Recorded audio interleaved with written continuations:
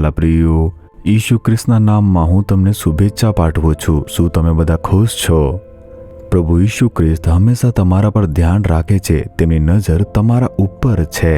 તે તમને જોઈ રહ્યા છે. તો પછી તમારે શું ખુશ ન રહેવું જોઈએ? તમે કેમ ડરો છો? હંમેશા ખુશ રહો.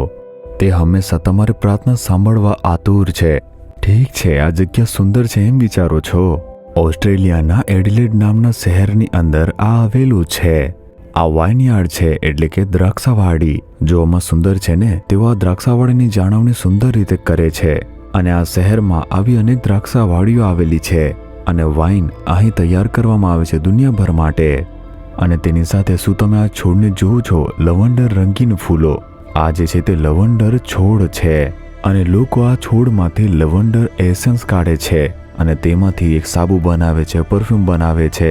તેઓ દરેક વસ્તુ માટે આનો ઉપયોગ કરે છે. તે એક નાનું ફૂલ છે. આ ફૂલની સુગંધ ખૂબ જ સુખદ છે. તેથી તેઓ આનો ઉપયોગ ઘણી બધી જગ્યાએ કરે છે.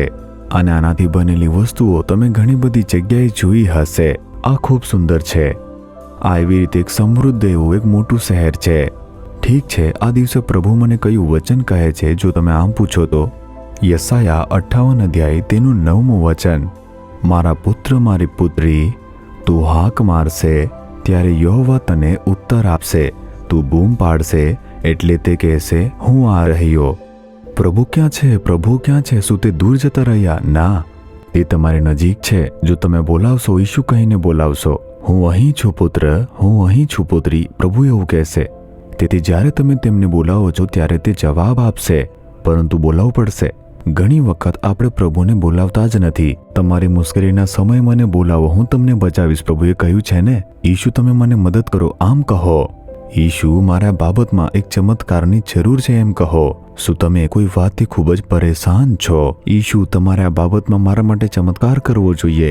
તેમને સત્યતાથી બોલાવીને જુઓ, તે તમને જરૂર ઉત્તર આપશે. પ્રભુ કહે છે, અહીં હું તમારી બાજુમાં છું, તો પછી કેમ ડરો છો?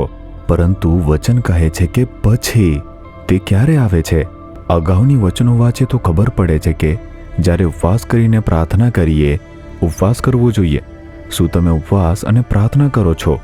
અઠવાડિયામાં ઓછામાં ઓછો એક દિવસ ઉપવાસ સાથે પ્રાર્થના કરો. જો શક્ય હોય તો તમે 12 કલાક ઉપવાસ કરી શકો છો.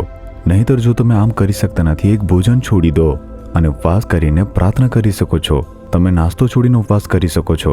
જો તમારી પાસે નોકરી છે, વ્યવસાય છે, તમે અઠવાડિયામાં એકવાર રાત્રિ ભોજન છોડી શકો છો અને પ્રભુ માટે સમય કાઢીને 2 થી 3 કલાક માટે રાત્રે બેસો, વચન મનન કરો અને પ્રાર્થના કરી શકો છો. તમે તમારી બાબતો લખી શકો છો. આ સપ્તાહ દરમિયાન પ્રભુએ આ બાબતોમાં ચમત્કાર કર્યો. મને માર્ગદર્શન અને સલાહની જરૂર છે એમ તમે પ્રાર્થના કરો. તમે તમારા વ્યવસાયમાં, કાર્યમાં, કુટુંબમાં જે કોઈ કાર્ય હોય તેના માટે પ્રાર્થના કરો. ઉપવાસ કરવાની ટેવ પાડો. અઠવાડિયામાં ઓછામાં ઓછો એક દિવસ ઉપવાસ કરો. ચોક્કસપણે ઉપવાસ કરવો જોઈએ. જ્યારે ઉપવાસ કરો છો, પોતાની જાતને નમ્ર બનાવીને પ્રાર્થના કરો અને પ્રભુ પછી કહેશે કે હું તમારી નજીક છું અને તમારી પ્રાર્થનાનો જવાબ મળશે. હું પ્રાર્થના કરવાનો પ્રયત્ન કરું છું પરંતુ જવાબ નથી મળતો, આમ કહેશો તો ઉપવાસ કરીને જુઓ. હું એક ભોજન છોડીશ અને ઉપવાસ કરીશ. આ બાબતે પ્રાર્થના કરીશ. મારા માટે એક ચમત્કાર થશે, આમ પ્રાર્થના કરી જુઓ. તમે ચોક્કસ ચમત્કારને જોશો. એક ભાઈએ આવીને કહ્યું, હું આ વિશે ખૂબ પ્રાર્થના કરું છું પરંતુ તેમાં કંઈ થઈ રહ્યું નથી. હું વચનની ઘોષણા કરું છું, વોક વિથ જીસસ જોઉં છું અને દરરોજ પ્રાર્થના કરું છું પરંતુ કંઈ થઈ રહ્યું નથી. તેણે નિરાશા સાથે કહ્યું, મેં પૂછ્યું, શું ક્યારેક ઉપવાસ સાથે પ્રાર્થના કરી છે? મારી પાસે એના માટે સમય નથી. હું વ્યવસાય ચલાવું છું, કૌટુંબિક બાબતો સંભાળું છું. જો ઉપવાસ કરવાનો સમય નથી તો પ્રભુ તમારા માટે કેવી રીતે સમય કાઢશે? તમારે સમય કાઢવો જોઈએ. મેં એમ કહ્યું, શું તમે સવારે ઉપવાસ કરી શકતા નથી? નહીં તો રાત્રિનું ભોજન છોડી દો અને 2 કલાક પ્રભુના ચરણોમાં બેસો.